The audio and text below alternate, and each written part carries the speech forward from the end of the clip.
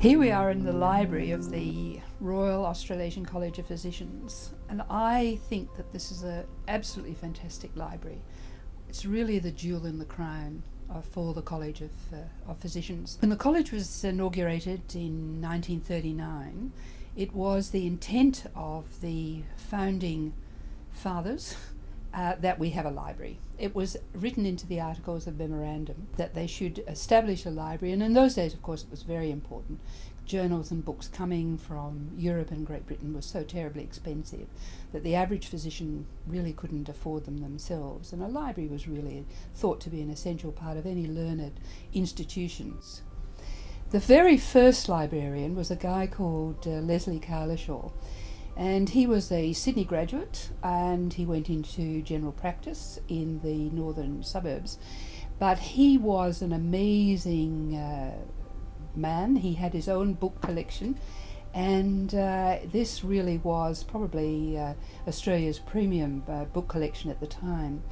He was appointed as the Honorary Librarian of the College of Physicians, and he really started it on its path. Now, when Leslie Carlishaw died, he left his collection in his will.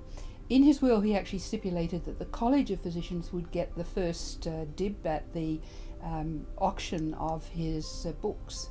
But unfortunately, it was during the war. The college had just been founded, and they didn't have any money. And most unfortunately, the Honorary Librarian of the College of Surgeons just happened to be on leave from the army in Sydney, and he heard about this, and unfortunately he snapped up the collection for the College of Surgeons, and the Carlishaw collection now lives in Melbourne. But around 1954, the Royal College of Physicians of London actually gave us 25 books, and these were quite magnificent books published before 1800, and they formed the corpus of what would become our History of Medicine library.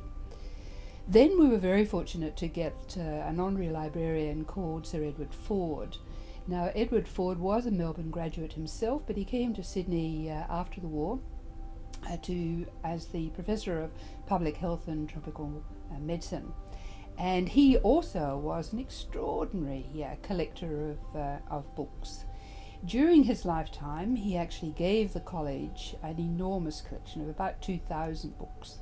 And then on his death, he gave his further collection of his historical Australian works. And it's this collection that really is the magnificent beginning of the History of Medicine collection here at the college. Where we had previously collected all sorts of books, in 1982 a decision was made that this would become History of Medicine collection, and Edward Ford's collection was really the prize. But although we look around and we can see the books on the shelves, the thing that I think is just wonderful and really needs to be looked at further is the magnificent collection of archives that we have. Because stored away in hundreds of cardboard boxes is the history of Australian medicine, and it's here at the college. What I'd say is, don't leave the history of medicine to the time when you're slipping into history yourself. As a young person, I think that it really is a very valuable part of the career process to get involved in this rich history. It really does add a different dimension to the practice of a physician.